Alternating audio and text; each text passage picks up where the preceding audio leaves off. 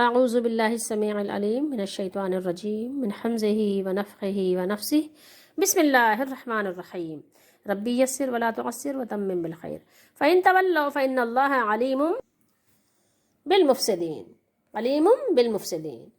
قل یا اہل الکتاب تعالوا الی کلمۃ سواء بیننا وبینکم الا نعبد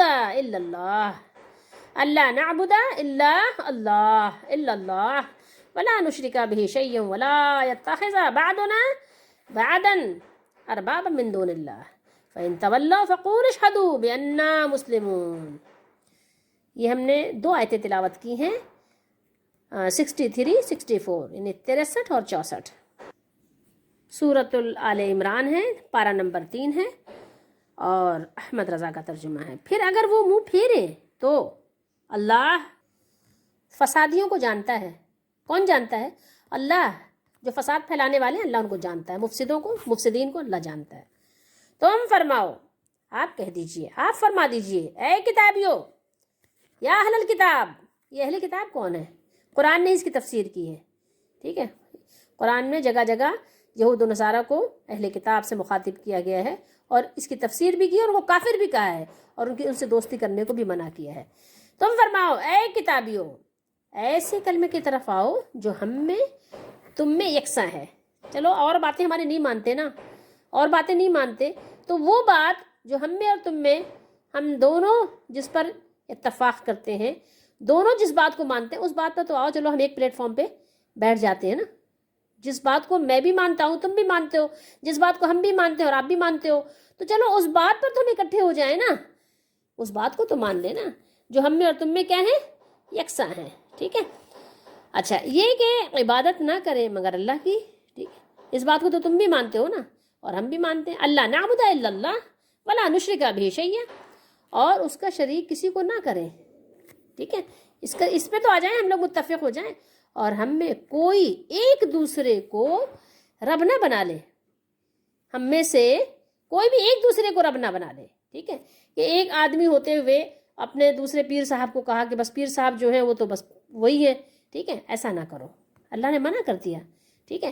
ایسا نہ کرو، ایک دوسرے کو رب بنانے لگ جاؤ، ایسی اس کی یعنی کہنا چاہیے کہ خدمت کرو، ایسی اس کی جو ہے تعریف کرو کہ بس اس کو آسمان کی چوٹی پہ پہنچا دو۔ ایسا نہ کرو نا، ایسا نہیں کرو، رب نہ بنا لے اللہ کے سوائے اللہ کے۔ رب تو ایک ہی ہے، رب تو ایک ہی ہے، وہ ایک رب ہے اور وہی سب ہے، ٹھیک ہے، اللہ کے سوا۔ پھر اگر وہ نہ مانے تو پھر کیا کریں؟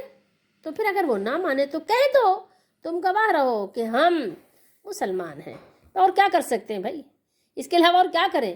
ہر طرح سے تو منوا رہے ہیں، اب اگر پھر بھی نہیں مانتے تو بھائی جاؤ تمہارا راستہ اپنا، لیکن ہم تو مسلمان ہیں، ٹھیک ہے، ہم تمہاری بات سے متفق نہیں ہو سکتے کیونکہ ہم مسلمان ہیں، بِأَنَّا مسلمون، ہم مسلمون ہیں، ختم بات۔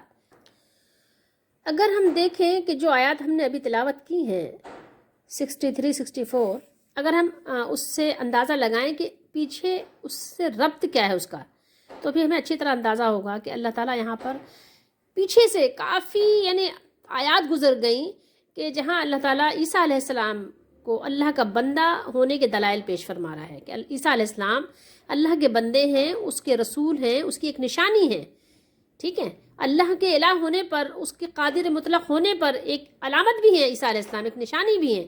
پیچھے سے یہ آیات بیان ہو رہی ہیں اور سمجھایا جا رہا ہے اہل کتاب کو، دلائل پیش کیے جا رہے ہیں، ان کو جو ہے بتایا جا رہا ہے، پیار سے محبت سے ایک ایک چیز بتائی جا رہی، سمجھائی جا رہی، سمجھایا جا رہا ہے، سمجھو۔ پھر آگے مزید ان کو ڈرایا بھی گیا کہ اگر ایسا نہیں ہے تو چلو مباہلہ کر لیں، پھر اگر اس پہ بھی نہیں مانے تو پھر آگے ان کو بتایا گیا کہ بھائی باتیں یہی سچ ہیں، جو کچھ بیان ہوئی ہیں سچائی یہی ہے، تم مانو یا نہ مانو۔ اور وہ مالک جو ہے اس کے کام میں حکمت ہے، اگر تم پر عذاب نہیں آ رہا ہے یا تم پکڑے نہیں جا رہے ہو یا تمہیں ڈھیل ملی ہوئی ہے یا تم خوش ہو یا تم دنیا میں بہت عیش و عشرت کی زندگی بسر کر رہے ہو، تو یہ بھی اس عزیز و حکیم کی اس میں کوئی حکمت ہے، نہیں اس پر ایسا نہیں کہ کوئی اس پر غالب آ گیا ہے، ایسا نہیں ہے، وہی سب پر غالب ہے، ٹھیک ہے۔ یہ دنیا کی 4 دن کی زندگی کسی کی اچھی ہو گئی تو ٹھیک ہے، لیکن غالب وہی ہے، کوئی اور غالب نہیں ہوگا۔ لیکن پھر بھی اللہ تعالیٰ نے بتایا کہ بار بار کہ نہیں، دیکھو کوئی بھی الہ ہونے کا اہل نہیں ہے، ہو بھی نہیں سکتا، اور الہ صرف وہی ہے اللہ تعالیٰ، اور اللہ تعالیٰ نے فرمایا کہ اللہ تعالیٰ فسادیوں کو جانتا بھی ہے، سارا کچھ یعنی پیچھے سے. پھر اب آگے جو بات آئی ہے تو دیکھیے یہ ربط ہے، ایک ربط ہے. اب آگے کیا بیان کیا کہ چلو پچھلی باتوں کو چھوڑو، آگے چلو، آگے چلتے ہیں. آگے بیان کیا اللہ تعالیٰ نے فرمایا کہ دیکھو آپ ان کو بلاؤ. کیسے؟ یا اہل الکتاب، قل یا اہل الکتاب، آپ ان سے کہیے اہل کتاب. اہل کتاب میں دونوں آ گئے، دونوں گروہ ہیں، یہود بھی اور نصارہ بھی. ایک اس چیز میں تو یعنی جو ایک عالمگیری سچ ہے، ٹھیک ہے، عالمگیری سچ جس کو ہم کہتے ہیں یونیورسل ٹروتھ، ٹھیک ہے، چلو اس کی طرف تو آ جاؤ، میں اور تم اس پر تو متحد ہو جائیں جو ایک تسلیم شدہ حقیقت ہے، ایک مسلم حقیقت ہے. چلو اس پر آ کے اکٹھا ہو جاتے ہیں. چلو باقی چیزیں تم نہیں مانتے، ایک چیز کو تم مان لو جو تمہاری کتابوں میں بھی لکھا ہے، تمہارے نبیوں کا بھی وہی پیغام ہے، ان کی بھی وہی دعوت ہے. چلو اس پر ہم دونوں اکٹھا ہو جاتے ہیں، ٹھیک ہے، مسلمان اور یہود و نصارہ آؤ، چلو اس پلیٹ فارم پہ ہم اکٹھے ہو جاتے ہیں، ایک ساتھ اس پر بیٹھ کر بات کر لیتے ہیں. تو وہ کیا چیز ہے وہ؟ تو آپ فرما دیجئے کہ اے اہل کتاب آؤ ایک ایسی بات کی طرف جو کہ ہمارے اور تمہارے درمیان یکساں ہے، مسلم ہونے میں برابر ہے. اور وہ یہ ہے کہ بجز اللہ کے، سوائے اللہ تعالیٰ کے ہم کسی اور کی عبادت ہرگز نہ کریں، اور اللہ تعالیٰ کے ساتھ کسی کو شریک بھی ہرگز نہ ٹھہرائیں، اور ہم میں سے کوئی بھی کسی دوسرے کو رب نہ بنا لے، ایک دوسرے کو رب نہ بنا لے، ایک دوسرے کو مالک نہ بنا لے، ایک دوسرے کو الہ نہ بنا لے، ٹھیک ہے، ایک دوسرے کو رب نہ بنا لے، اور اللہ تعالیٰ کے ساتھ کسی کو شریک نہ ٹھہرائیں، اور ایک دوسرے کو رب نہ بنا لیں. اور اللہ تعالیٰ کو چھوڑ کر پھر اگر اس کے بعد بھی وہ لوگ حق سے منہ موڑیں، حق سے منہ پھیریں، حق سے اعراض کریں، تو اے مسلمانوں تم لوگ کہہ دو، ٹھیک ہے، جو لوگ ان سے دلائل پر بات کر رہے ہیں، دلائل کی بنیاد پر جو لوگ ان کو تبلیغ کر رہے ہیں، تو ان کو کہہ دینا چاہیے، وہ لوگ کہہ دیں، کیا کہہ دیں کہ تم مانو یا مت مانو، تم ہمارے اقرار نامے کو مان لو تو اچھا ہے، لیکن نہ مانو تو پھر کیا ہو، گواہ ہو جاؤ تم اس بات کے، اس بات کو تم مان لو، اس بات کی گواہی تو پھر ہم تمہیں یعنی گواہ بنا لیتے ہیں کہ ہم تو بھائی ماننے والے ہیں. ہم کون ہیں؟ ہم تو بے انا مسلمون، ہم تو ہیں تسلیم کرنے والے، ہم تو گردن رکھنے والے ہیں، ہم تو فرما برداری کرنے والے ہیں. ہمارے اندر اتنی جرت نہیں کہ ہم اپنے مالک کی نافرمانی کریں، ہم اس کی باتوں کو رد کر دیں، ڈینائی کر دیں، ایسا ممکن نہیں ہے. ہم تو بس وہی مانیں گے جو ہمارے مالک نے کہا ہے، اور ہم تم کو بھی گواہ بنا دیتے ہیں، تم گواہ ہو جاؤ کہ ہم تو بِأَنَّا مسلمون، ہم تو مسلمان ہیں. اب تمہاری مرضی، تم جانو، تمہارا کام جانے، ظاہر ہے تمہاری اپنی زندگی ہے، تمہاری اپنی موت ہے، تمہاری اپنی جنت یا جہنم ہے. تم اپنے چاہو اپنی کوشش سے جہنم میں چلے جاؤ، اور اپنی کوشش سے چاہو تو اپنی جنت کو اختیار کر لو، تمہاری کوشش ہے. وَلَيْسَ لِلْإِنسَانِ إِلَّا مَا سَعَىٰ، انسان جو کچھ کوشش کرے گا اسی کے لیے اس کے راستے آسان ہو جائیں گے. تمہاری مرضی، جیسے چاہو کرو، لیکن ہم تو مسلمان ہیں، ہم نے اپنا برملا اظہار کر دیا کہ ہم اس کے علاوہ کچھ اور نہیں ہیں. ہم نے اپنا مسلک تم سے بیان کر دیا کہ ہمارا مسلک کیا ہے، ایک اللہ کو ماننے والے ہیں، ٹھیک ہے، اور ہم نے مزید بحث کے دروازوں کو بند کر دیا. اب ہم مزید بحث نہیں کر سکتے، آپ سے بحث کرنا، تکرار کرنا اب مناسب نہیں ہے، بہتر نہیں ہے، کیونکہ اب آپ جو ہے نا ضدی ہوئے ہو، ٹھیک ہے، اور ضدی جب انسان ہو جاتا ہے نا، اور پھر اپنے آپ کو جب بڑا سمجھنے لگ جاتا ہے، تو پھر وہ دوسرے کی بات نہیں سنتا. تو ایسوں سے بات کرنا وہ بھینس کے سامنے بین بجانا ہے، ٹھیک ہے، کہ ظاہر ہے پھر بھینس نے کوئی اثر قبول کرنا نہیں ہے، وہ اپنے حساب سے اپنا منہ چلاتی رہے گی، اور کیا کہتے ہیں اس کو، جگالی کرتی رہے گی. تو ایسے سے بھی بات کرنا بالکل بیکار ہے، کیونکہ تم نے ظاہر سب دلائل جان لیے، سن لیے، سمجھ لیے. اب تم نہیں مان رہے ہو تو اس کا مطلب ہے کہ تم ضدی ہوئے ہو، ہر دھرمی پہ اترے ہوئے ہو. اب تم سے بات کرنا سوائے وقت کو ضائع کرنے کے اور کچھ بھی نہیں ہے. کیا فرمائیں؟ فَإِن تَوَلَّوْا، پھر اگر وہ منہ پھیرے تو اللہ خوب جاننے والا ہے فساد برپا کرنے والوں کو، فسادیوں کو اللہ تعالیٰ خوب جاننے والا ہے.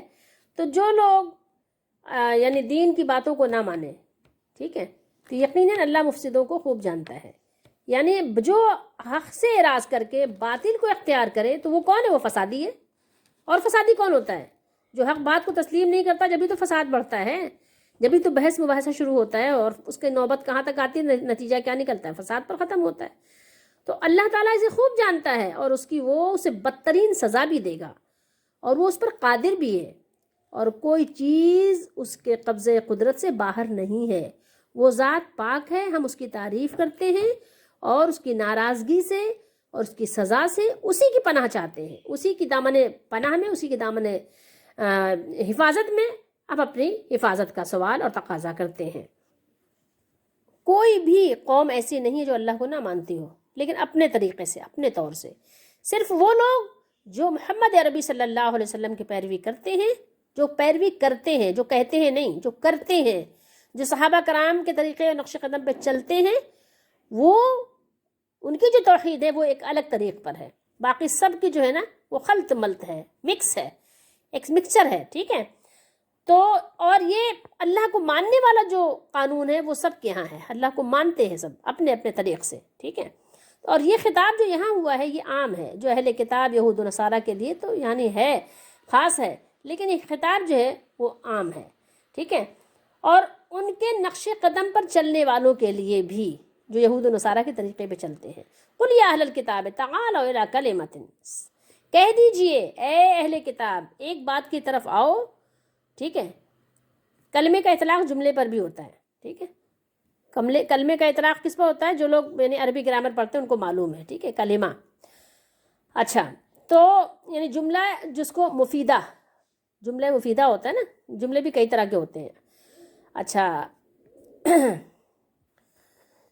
سوا کسے کہتے ہیں؟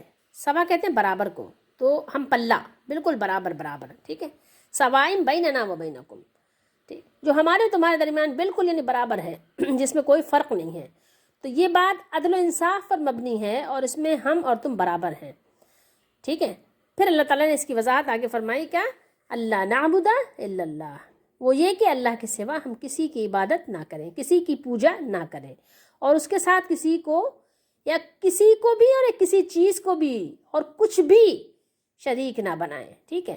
نہ خواہش کو، نہ مال کو، نہ عزت کو، نہ شہرت کو، نہ دولت کو، کسی چیز کو اس کا شریک نہ بنائیں، کسی چیز پر بھروسہ نہ کریں۔ بھروسہ صرف کس پہ کریں؟ اللہ پہ کریں۔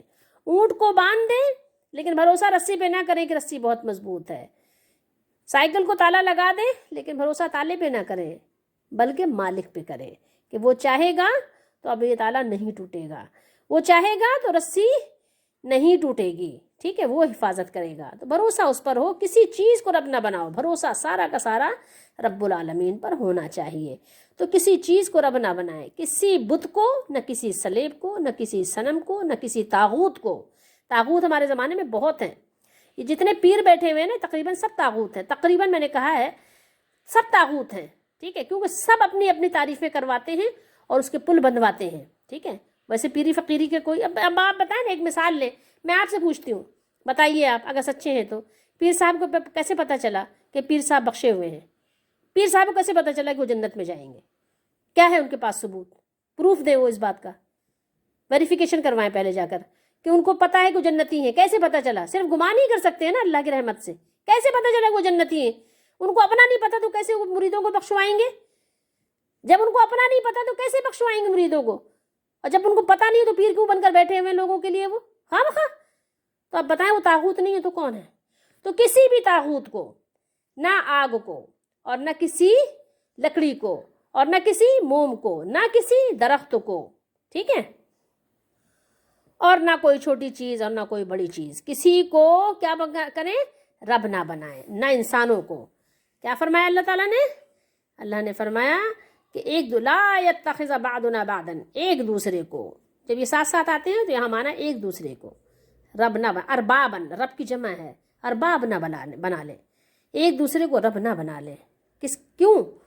من دون اللہ، اللہ کے سوا، ٹھیک ہے، اور نہ اللہ کے سوا نہ اللہ کے ساتھ۔ یہ بھی یاد رکھیں، یہ ایسا نہیں کہ اللہ تعالیٰ کے سوا سے آپ یہ سمجھیں کہ ہاں اللہ کو نہیں مان رہے اور ان کو مان رہے ہیں، ٹھیک ہے، یہ بھی نہیں جائز، یہ بھی نہیں آپ کو معافی ملے گی کہ آپ اللہ کو تو اللہ مان رہے ہیں اور اللہ کے ساتھ ایک اور بھی مان رہے ہیں، اپنے پیر صاحب کو بھی ایسی عزت دے رہے ہیں کہ جیسی جو اللہ کا حق ہے، ایسے پیر صاحب سے بھی اتنا پیر صاحب کے لیے ایسے مر رہے ہیں، ایسے رو رہے ہیں، ایسے تڑپ رہے ہیں جیسے اللہ تعالیٰ کا حق ہے۔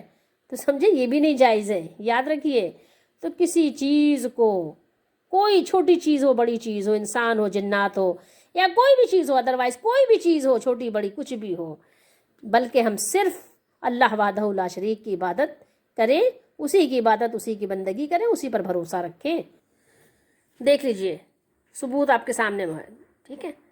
یہ سورہ نحل ہے، آیت نمبر 36۔ اور بے شک ہر امت میں، احمد رضا ترجمہ کر رہے ہیں، ہر امت میں ہم نے ایک رسول بھیجا کہ اللہ کو پوجو، اللہ کی عبادت کرو۔ اللہ کے لیے آپ جب بھی بات کریں تو عبادت کی بات کریں، پوجنے کی بات جب کریں تو دیگر لوگوں کو جو پوجا جا رہا ہے ان کی بات کریں، اللہ کی عبادت کرو۔ اور شیطان سے بچو، وَاجْتَنِبُوا الطَّاغُوتَ، اور جتنے قسم کے بھی شیطان ہیں، چاہے انسانی شیطان ہے چاہے جناتی شیطان، وَاجْتَنِبُوا، اجتناب کرو۔ یہ اصل میں ہے اجتنبوا، واو آ گیا نا اس لیے وَاجْتَنِبُوا ہو گیا۔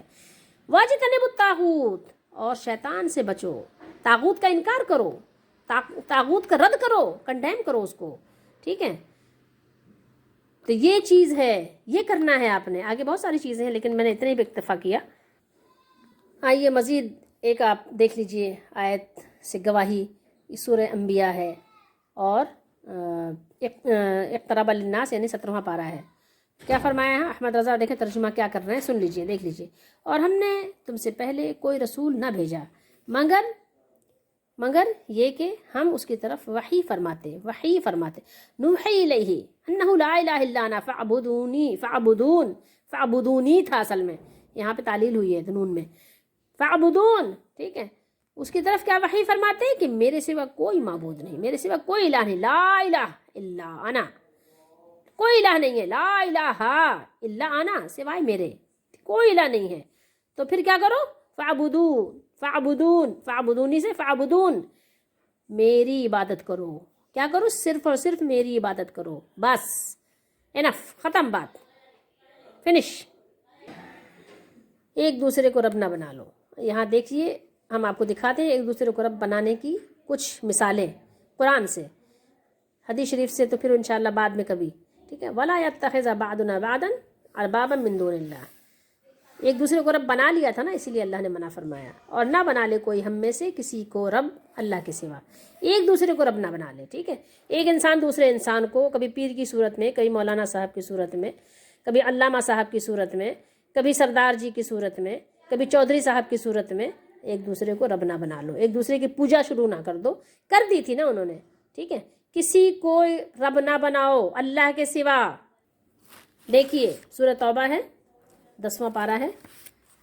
اور وقالت الیہود عزیر ابن اللہ، اور یہودی انہوں نے کیا کیا؟ انہوں نے کہا کہ عزیز اللہ کا بیٹا ہے، ٹھیک ہے، عزیر اللہ کا بیٹا ہے۔ اور نصارہ نے کیا کہا؟ مسیح ابن اللہ، مسیح اللہ کا بیٹا ہے، نعوذ باللہ اعوذ باللہ استغفر اللہ، ٹھیک ہے۔ یہ باتیں وہ اپنے منہ سے بکتے ہیں، ترجمہ احمد رضائی کا ہے، ٹھیک ہے۔ قولہم بافواہہم، یہ ان کے منہ کی باتیں ہیں اور کچھ نہیں ہے، ٹھیک ہے۔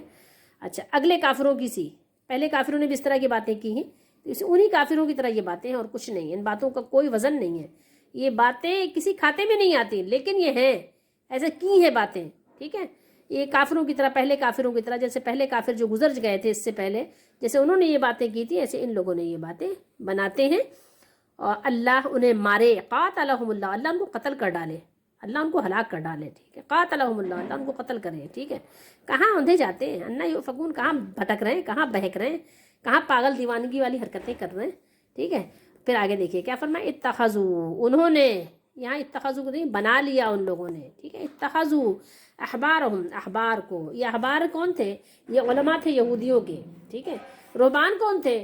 رہبان علماء تھے عیسائیوں کے۔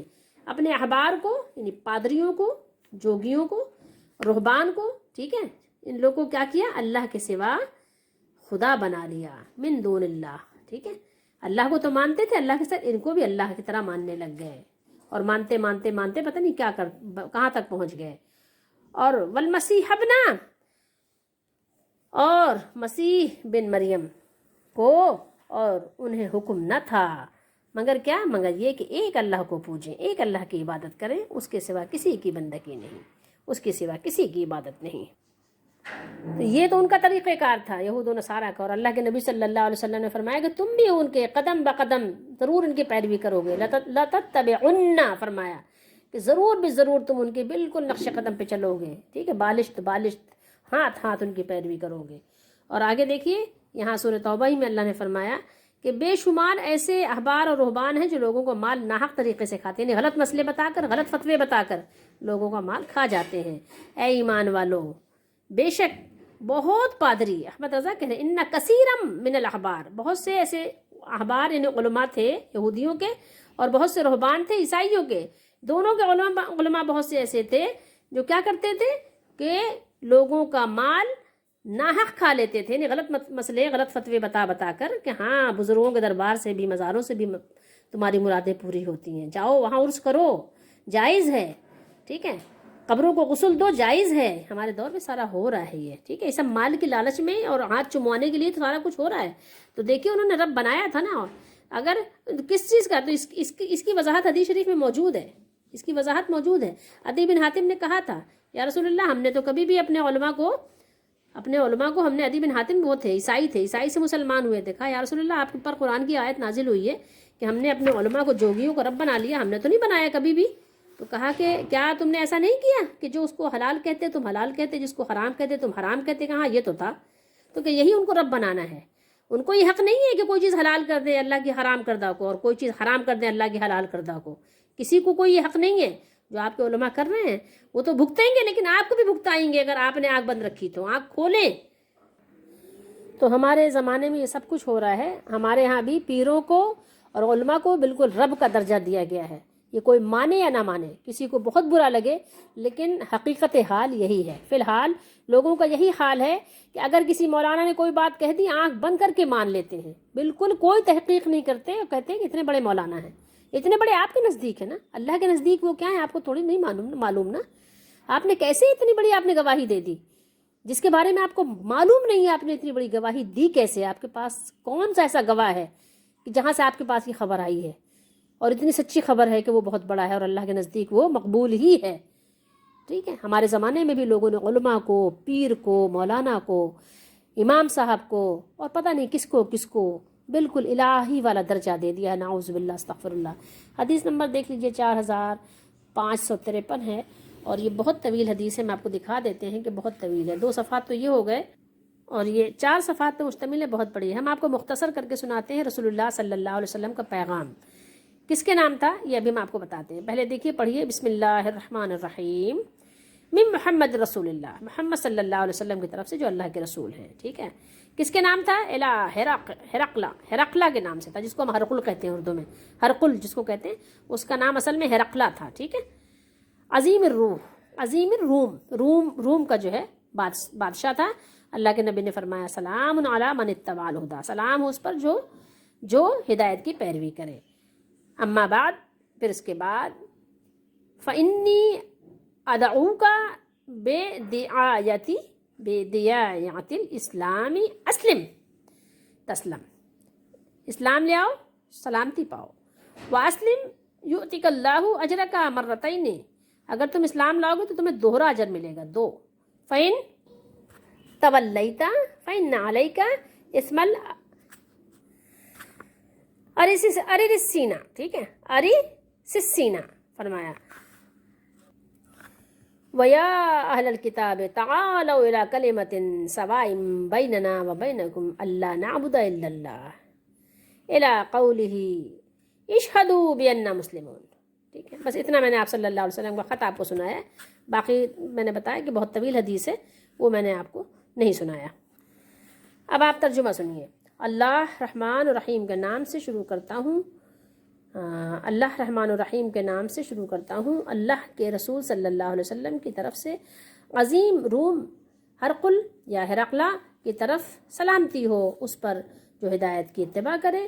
اما بعد، میں تمہیں اسلام کی طرف بلاتا ہوں، اسلام لاؤ تو سلامتی پاؤ گے، اور اسلام لاؤ تو اللہ تمہیں دوہرا اجر دے گا، لیکن تم نے اگر منہ موڑا تو تمہاری رعایا کہ کفر کا بار بھی تم پر ہوگا، اس کا وبال کس پر ہوگا؟ تم پر ہوگا، کیونکہ تمہاری وجہ سے ایمان نہیں لائے گی نا وہ۔ اگر تم مسلمان ہو جاؤ گے تو ظاہر ہے اس کے لیے بھی ایک راستہ کھل جائے گا، اس کے لیے رغبت زیادہ بڑھ جائے گی، تم اس کا بھی عذاب، یعنی تم پر بھی اس کا بھی بوجھ تم پر ہوگا۔ اور اے کتاب والو، ایک ایسی بات کی طرف آ جاؤ جو ہم میں اور تم میں برابر ہے، یکساں ہے، وہ یہ کہ ہم سوائے اللہ کے اور کسی کی عبادت نہ کریں، اللہ تعالیٰ کے فرمان اشہدوا بأننا مسلمون تک۔ جب ہرقل خط پڑھ چکا تو دربار میں بڑا شور برپا ہو گیا. یہ بہت تفصیلی ایک گفتگو ہے جو حضرت ابی سفیان اور اس کے درمیان ہوئی تھی. ٹھیک ہے. پھر ہمیں دربار سے باہر کر دیا گیا. یہ ابی سفیان رضی اللہ تعالیٰ عنہ بتا رہے ہیں. یعنی یہ آپ صلی اللہ علیہ وسلم نے یہاں پر اس کو جب خط بھیجا تو یہ آپ کا بیان ہے جو ایک خط کی صورت میں ہے. اور ہماری بات پہلے ہی بہت طویل ہو چکی ہے تو انشاءاللہ تعالیٰ پھر کسی نشست میں ہم آپ کو یہ پورا خط سنائیں گے. یعنی پوری جو یہ بات ہے، پورا بیان ہے، پوری ڈیبیٹ ہے جو یہ اس بادشاہ کے لیے، پھر اس کے رعایا نے کیا سلوک کیا، کیا کچھ ہوا، وہ ایک الگ چیز ہے. تو یہ جب آپ صلی اللہ علیہ وسلم نے دعوت دی، یہ دعوت ہر نبی لے کر آئے. ہر نبی کی یہی دعوت تھی کہ اللہ کی عبادت کی جائے. خیر، اب ہم آپ کو تھوڑا سا یہ پیر محمد کرم شاہ الازہری کا ہم آپ کو تھوڑا سا ان کا دکھاتے ہیں جو انہوں نے تفسیر بیان کی ہے. دیکھ لیجئے، اس کے بعد اپنی بات کو ختم کرتے ہیں. یہ بیان کرتے ہیں کہ اس سے معلوم ہی ہوا کہ حضور سراپہ نور، یہ سراپہ نور کہنا بالکل غلط ہے، صحیح نہیں ہے. ٹھیک ہے. اور اس میں شرک کی بو آ رہی ہے. ٹھیک ہے.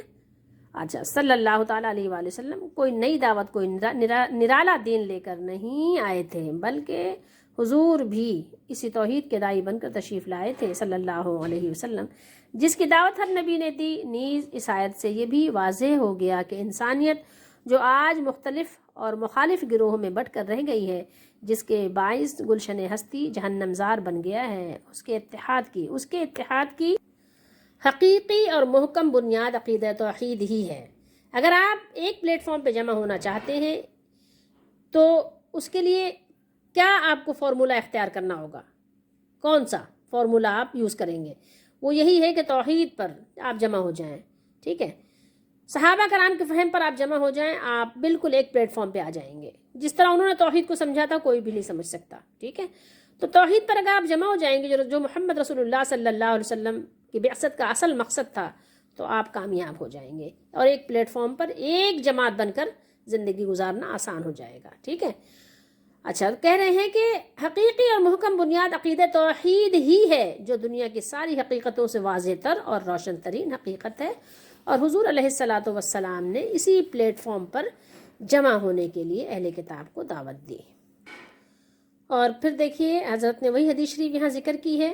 امام ترمذی نے حضرت عدی بن حاتم سے نقل کیا ہے کہ جب یہ آیت نازل ہوئی تو میں نے بارگاہ رسالت میں عرض کی، یا رسول اللہ صلی اللہ علیہ وسلم، ہم ان کی عبادت تو نہیں کیا کرتے تھے. یعنی یہود و نصارہ نے یہ کہا کہ ہم اپنے علماء کی عبادت تو نہیں کیا کرتے تھے.